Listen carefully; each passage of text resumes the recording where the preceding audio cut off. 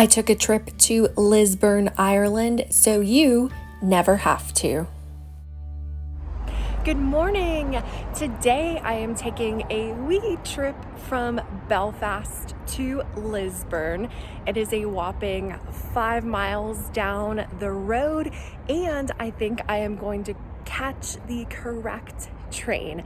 So far I have taken day trips to Portadown and Carrickfergus, and I messed both of those trips up, but third time's the charm. I think everything is going to go just fine today as far as my train journey, and I am so excited about this trip. Even though it is just down the road, I got the idea to go to Lisburn on my way to Portadown when I was visiting the Tato Crisp factory, also known as Tato Castle.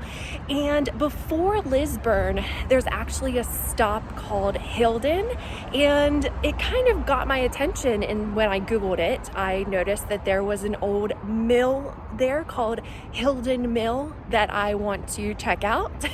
But to make the most of my day, I decided I would also check out the actual Lisburn stop, so Lisburn proper.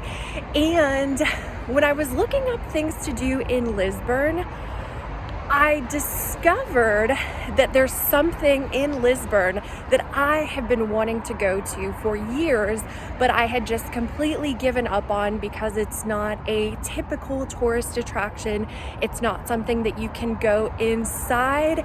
And for anyone who is familiar with Lisburn in the north of Ireland, you probably already know what I'm talking about. I am going to pay a visit to the H blocks.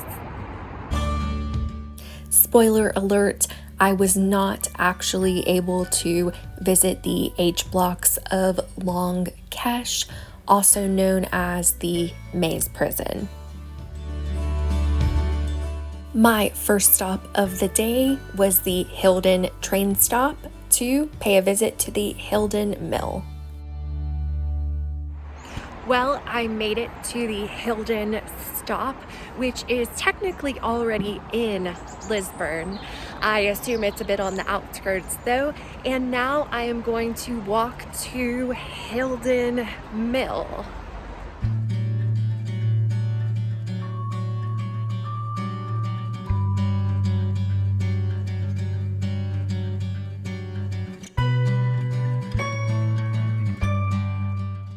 Well, it's already not looking too promising for me to get up close to the mill to take pictures. As someone who loves history, I really have an appreciation for old stuff, and I would say in particular, I really appreciate and just love looking at old buildings. And trust me, I really like old buildings in general, but I would say I have a particular fondness for old textile mills, and that's probably partially because I previously lived in an area of southeastern Massachusetts where there were a lot of old textile mills from the late 1800s. And also, when I look at an old mill, it seems to spark a certain curiosity about the type of people who spent so many hours per day working within these mills. And I just love that an old building has that power to inspire that type of curiosity. Above the front door of this mill, there was the year 1867, and it is such a shame that this old mill is in the state that it's in. Where I lived in southeastern Massachusetts, they were able to turn many of the old textile mills into apartments, but their exterior remained intact, and those were some absolutely fabulous apartments. Well, I really didn't expect to get much closer than this, and honestly, I didn't really expect to get this close. I was hoping to get to do a full lap around the place, but I had read that it had caught on fire a few years ago. But even if that, oh, hey, there's a cat. I feel like I'm back in Bulgaria.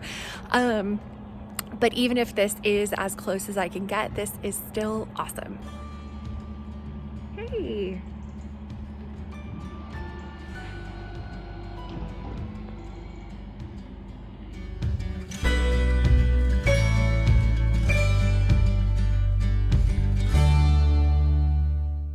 Well, that was fun. I got to see Hilden Mill, or at least what's left of it while it still stands. And on my way back to the train pickup, I ran into a rubbish gentleman and he was quite amused by the fact that I was taking photos of the old mill. And without hesitation, he told me that the owner was responsible for setting it on fire so it could be torn down and turned into flats. And that's pretty interesting because I heard of something similar happening while I was in Bulgaria.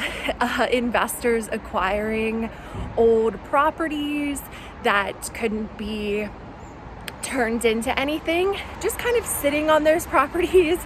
Eventually some kind of accident happens, and well, now the historic protected property can now be turned into apartments. So I also told the rubbish gentleman, I don't know what garbage men are called here in the north of Ireland, but anyway, I told him that my next stop, or at least one of my stops later today, was going to be the H blocks. And again, without hesitation, he said, well, just remember there are two sides to every story. So probably just the fact that I called the facility the H blocks as opposed to Her Majesty's prison maze, that was probably a bit triggering for him, and he assumed where my sympathies were. And his assumption was correct. So I made it to Lisburn. I was starving, so of course, time for a sausage roll or two from Greg's. Most people would probably not describe Lisburn as being a great place for tourists to visit, but that has certainly never stopped me in the past, and I really enjoy visiting places that are a bit off the beaten path. But Lisburn does have a linen museum, so that was my first stop after breakfast. The museum had a temporary exhibit all about the Quaker community within Ireland, and they called it 250 Years of Friends. Hey, there's Grandad Joe from Dairy Girls.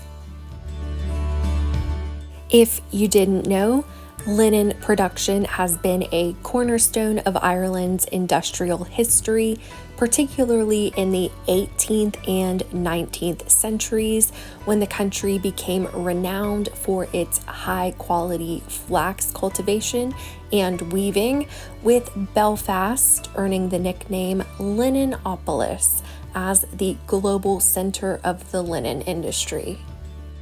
The museum had information packets in over a dozen languages, but I couldn't help but notice that one language was missing. I just finished at the Irish Linen and Lisburn Museum, and I'm going to be honest, for the most part, I was not impressed. I'll start by saying that I didn't realize that they didn't want any photos or videos being taken. So as soon as I saw a sign that said no photography or filming, I stopped. But what really, really irked me was the fact that they had guides for individuals visiting the museum in all kinds of different languages. They had Arabic, Lithuanian, Bulgarian, I mean, you name it. What did they not have? Irish. Okay, so I brought this to an employee's attention and he said, oh, I'm sure it's just an oversight. And I said, are you sure it's not a political statement to literally have over a dozen translations for this small museum in nowhere Lisburn? No offense, but you don't have Irish. And he said, well, do you speak Irish? Well, first of all, I should have said Tabagun Gwilga Agam, but I just said no because I have very little Irish. And so that was his response, well, you don't speak Irish. And I said, well, you have Bulgarian. And he said, well, we have people working here who are Bulgarian. They're from Bulgaria. But you know what? I would bet that they also have people working in the museum from Ireland. Okay, so after that interaction, I'm not gonna lie, I was fuming, but the upside was that I was able to get these little hankies. They're considered seconds, so they're slightly flawed, but they were only £1 a piece, which is like $1.25. And then I also got this burrow guide for free, and the lady was like, oh, it's really old, that's why we have to give them away for free. Even better. This stuff looks like it was originally typed up using a typewriter, and just the images are so 1970s, and the first edition is from 1977.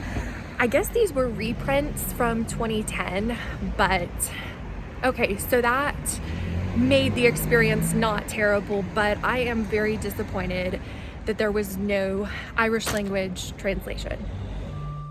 If you're unfamiliar with why the absence of an Irish language translation would be upsetting, the Irish language was long suppressed under British rule, but it ultimately became a symbol of resistance during the Northern Ireland conflict, particularly when Irish Republican prisoners in the H blocks of Long Kesh used it to assert their identity. Of course, the Irish Languages Association with Irish Republicanism could explain Lisburn's aversion to the language, considering the town has historically been a unionist stronghold.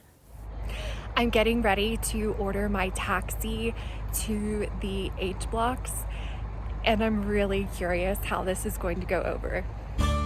My conversation with the taxi driver was about as cringy as I expected. What a disappointing day. A gentleman with a quickness came up to my taxi and was kind of like, what are you doing here? And I politely asked, is it okay if I go onto the property and take a look around at what's left? And he very quickly said no. But yeah, I guess it's kind of cool that I'm getting to walk alongside what used to be the H blocks or the Maze prison. But yeah, I'm disappointed. If you're wondering why someone would want to visit the H blocks of Long Kesh, it has everything to do with the amount of really horrific history that took place on the H block grounds. And while I was not able to see what was left of the property, a few days after my trip to Lisburn, I took a trip to Derry where I was able to see a replica prison cell. The H blocks gained historical significance as the stage for the No Wash protests, something that you can visualize from this replica prison cell. Also, the 1980 and 1981 hunger strikes, and in 1981, prisoners protested for political status, resulting in the deaths of 10 of the strikers, including Bobby Sands.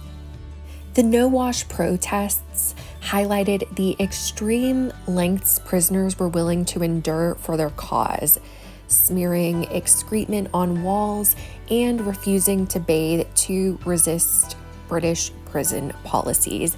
This also had a practical purpose for the prisoners because they did not want to leave their prison cells and potentially receive beatings by the prison officers.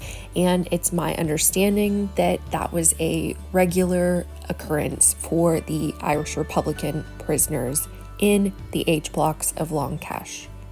I could probably talk about the history of the H blocks ad nauseum and still not be able to do their historical significance justice, but I did my best to get to witness the property for myself. Overall, Lisburn, Ireland, 0 stars.